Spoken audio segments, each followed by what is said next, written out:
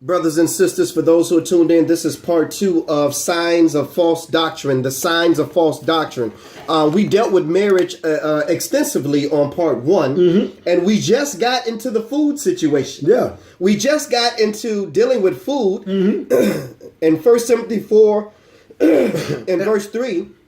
It says, forbidding to marry and commanding to abstain from meats which God has created to be received with thanksgiving of them which believe and know the truth. And the key word here is knowing the truth. Believing and knowing the truth, sisters and brothers. And what is the truth? That God created everything. Then, for the sake of time, we don't have time to go to the scriptures, but on your own, you can go to Genesis chapter 7 and how the Lord told Noah take the clean animals in by 7. Well, hold on, wait a minute. I thought he took every animal into the ark 2 by 2. The Bible said that he took the clean animals by 7 male and 7 female. So wait a minute. All the stories that we were told, all the things that we learned in church were only half the truth. He did not take every animal into the ark 2 by 2. Genesis 7 and 2 says that he took clean animals by 7s. Right, male and his female. And unclean animals by 2s. The unclean, 1 male, 1 female to keep the breed or the species alive.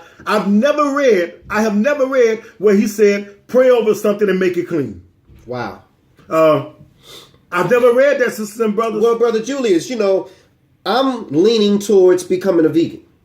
That's fine. Now, although that's my personal choice, right? I cannot preach a doctrine to you that God does not want you to eat meat because he has a dietary law in Leviticus, the 11th chapter. Yep. And Deuteronomy, the 14th chapter. And he lays out what animals were permissible to eat and what animals were not permissible to eat. But people are going to take you to the book of Acts and tell you and read what Peter's vision. Well, let's go there, Brother Julius. Let's do it. Because they're going to say, well, Black Ice and Brother Julius, y'all said it ain't no more dietary law. We can eat anything we want to eat because God said, why make that unclean, which I have made clean? Called not thou unclean, right?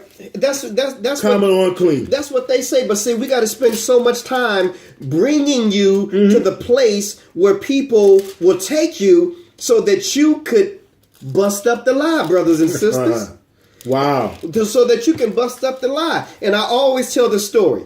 One day, truth and a lie went swimming together. And when lie saw truth in the water naked, lie went and put on truth's clothing. And now what we have is a naked truth trying to catch up with the well-dressed lie. But here on the Truth Hour, we're going to uncover that well-dressed lie with the truth of God's word. Right. Now, again, 1 Timothy 4, it says that people will tell you to abstain from meats, which God have permitted us to eat. Right. And then after that, in 1 Timothy, the 4th chapter, it goes on to talk about eating other foods that you want to eat as long as you pray over it and tell God to thank you for this food. Well, let's deal with that. Acts, the 10th chapter, is the chapter that most people will take you to try to convince you that God changed his law, that you can eat anything you want to eat now because he's made it all clean. Even the unclean things, he's made it clean as it pertains to food. According to man. According to man. Let's read about this. Let's take you exactly where they get it from. Remember, doctrines of devils, signs of false teachings.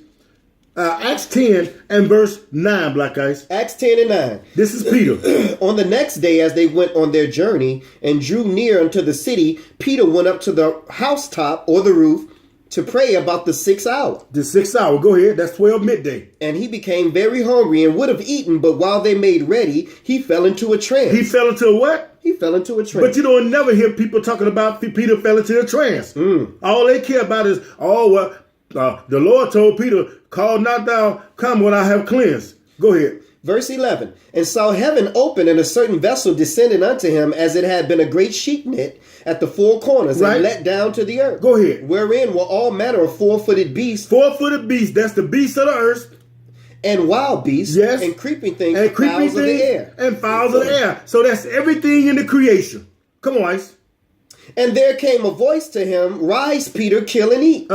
But Peter said, Not so, Lord, for I have never eaten anything that is common or unclean. Read it again. Come on, some more. And the voice spake unto him again a second time, What God has cleansed, that call not thou common. What God has cleansed, call not that thou common. Now, just reading that, Brother Julius, one could think, well, Black Ice, Brother Julius, you just read it. Right. God said, don't call that common or unclean, which, that which I have made clean. But they missed what Peter said at verse 14.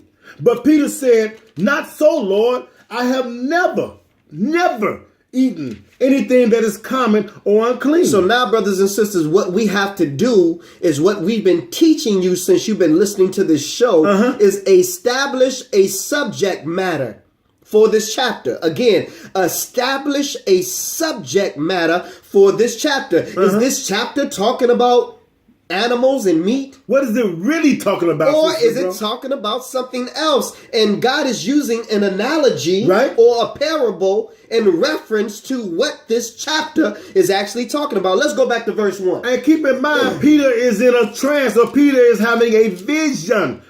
But why is Peter having a vision? What are they doing on the morrow?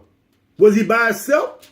Let's start at the beginning. Acts 10:1. Let's find out what this chapter is really about. Go ahead. There was a certain man in Caesarea called Cornelius, a centurion of the band called the Italian band. So he was an Italian. Go ahead. A devout man and one that feared God with all his house, which gave much alms to the people and prayed always. Let me stop right there. Come on. So far, we've read 2 verses of this chapter. Right. Verse 1 and verse 2. Who are these 2 verses talking about, Brother Julius? Cornelius. They're talking about a man named Cornelius. A Gentile. So let's find out more about this man named Cornelius. He saw in a vision, evidently about the 9th hour of the day. Oh, the 9th hour of the day, yeah. An angel of God coming into him and saying unto him, Cornelius. And when he looked on him, he was afraid and said, What is it, Lord? And he said unto him, Thy praise and thy alms are come up before memorial before God. Right. I've read 4 verses. Right. Is this talking about animals or food? We read nothing about animals. What we read is the vision about 2 men having a vision. A Jew, which is Peter, and well, a we Gentile. ain't even got into Peter yet, Brother Julius. Yeah, but Peter was in a trance. But we're gonna right, work our way into that. These first 4 verses is only talking about one man. This chapter has already established the subject matter that this is talking about a man by the name of Cornelius. Wait a minute, Black Guy. It said that this Cornelius feared God with all his house. How do you know if you know the Lord? By keeping his commandments. Which gave much alms to the people and prayed to God always. So evidently he knew about the God of Israel. Brothers and sisters, this was a Caucasian man, a white man from Italy, who wanted to know more about God and understood that the God of Abraham, Isaac, and Jacob was the only God. Right. And he worshipped him and kept his statutes, laws, and commandments. Right. Well, let's read about what the angel told him at verse 5. The angel said, And now send men to Joppa and search. I'm sorry, y'all. Let me turn this page. And send men to Joppa and call for one Simon, whose surname is Peter. Right. He lives with Simon, a tanner, right, whose house is by the seaside. He shall tell you what you should do.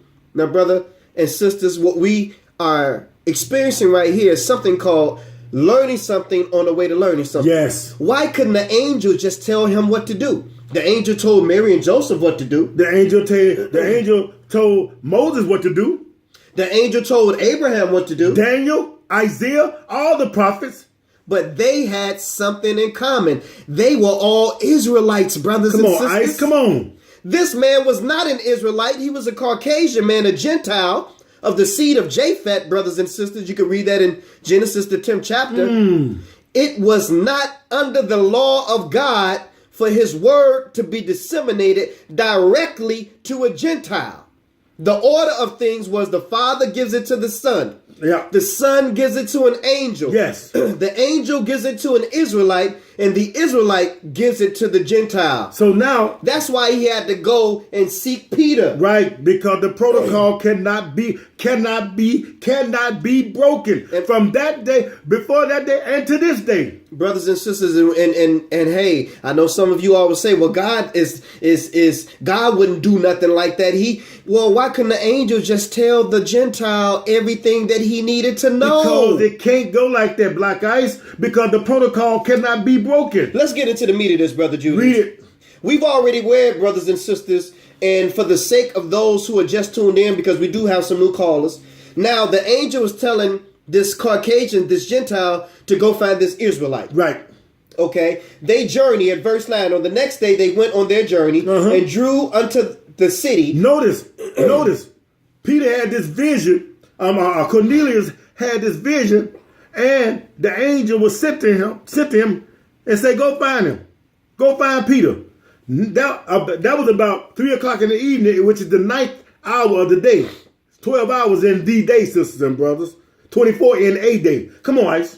So he goes to find Peter, right? But before they get to Peter, remember at verse 13, Peter has already fallen into a trance, and the Lord is working on Peter. Why has he got to work on Peter, brothers and sisters? Got to get him ready. Got to set him up. He got to get Peter ready. So he tells Peter to rise at verse 13, Acts 10 and 13. Rise, Peter, kill and eat. Peter said, not so, Lord. I have never eaten anything that is common or unclean. Why did he tell the Lord that? Because that's the law. Read Leviticus, the 11th chapter. That's the law. And do God change? He don't change. He don't change. At verse 14, it says, but Peter said, not so, Lord, I have never eaten anything that is common or unclean. Nope. Verse 15, and the voice spake unto him again the second time, what God has cleansed, that call not thou common. Keep reading. This was done 3 times, and the vessel was received again up into heaven. Come on now. This is what you never hear people say. Come on, 17. While Peter doubted in himself in what the vision which he had. Also, Peter don't understand the vision yet, huh? Right. Go Behold, ahead. the men which were sent to Cornelius sent from Cornelius had made inquiry for Simon's house and stood before the gate. So again, let's set this thing up real quick. Angel comes to this Gentile, Cornelius. He sends men to go find this Israelite, Peter. God is working on Peter before they get there. Right. And now that God has worked on Peter, these men show up at his doorstep. Now, for the sake of time, Brother Verse 19, Black. let's go ahead and get to the meat of this subject. Verse 19. While Peter thought on the vision, the Spirit said unto him, what is the Spirit? 3 men seek thee. What is the Spirit? Spirit is the God force. It's the angel, Black Ice. He took the same angel that told Cornelius to find Peter. Now he's going to deal with Peter. Verse 20. Go ahead. Arise, therefore, he's talking to Peter, the angel, and get thee down and go with them, doubting nothing, for I have sent them. Go ahead. Then Peter went down to the men which were sent unto him from Cornelius, and said, behold, I am whom you seek. What is the cause wherefore you come? So now Peter understands. Now, why you here, Cornelius? Why you and your band is here? Go ahead. And they said, Cornelius the centurion, a just man, and one that feareth God, and of good report among the nation of the Jews, was warned from God by a holy angel. By who? To send for you into his house and to hear words of you. Oh, so now, Peter, you got to teach this guy. What you and your household must do to be saved. You got to teach this guy. Now, verse 24. Verse 20, go ahead. And the next day after they entered into Caesarea, so Peter left with these men to go see this Gentile. And Cornelius waited for them and called all his cousins and nearest friends. And as Peter was coming in, Cornelius met him and fell down at his feet and worshipped him. But Peter took him up, saying, stand up, I myself also am a man. That's why the Lord said you don't bow down to nobody like that. Peter said, now the average person would have said, oh man, you gonna kiss my feet? Oh man, I got to take advantage of this. But Peter said, no, servants of God don't do that, sisters and brothers. And as stand up, I'm a man also. And as he talked with them, he went in and found many that were come together. And he said unto them, you know how that it is an unlawful thing for a man that is a Jew to keep company or come unto one of another nation, but God has showed me. Now Peter understand what the vision means. I should not call any man common or unclean. This was not talking about animals or food, brothers and sisters. Gentiles were always considered to be wild beasts. In Chicago, the basketball team is called Bulls. The football team is called Chicago Bears. The National League baseball team is called Chicago Cubs. Wild Cincinnati beasts. got a football team called the Bengals, the Tigers. Detroit got a football team called Lions, wild beasts.